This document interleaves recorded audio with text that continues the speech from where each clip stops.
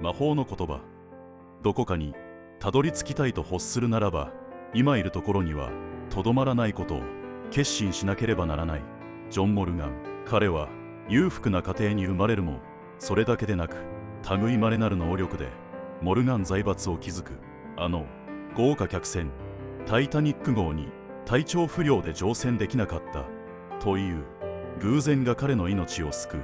若き日に出張先で買い手がつかずに困っている大量のコーヒー豆を会社の許可なく購入。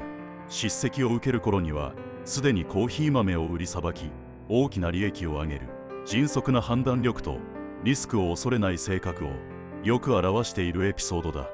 リスクを取る勇気がない者は人生で何も成し遂げられないだろう。今はゆっくり休もう。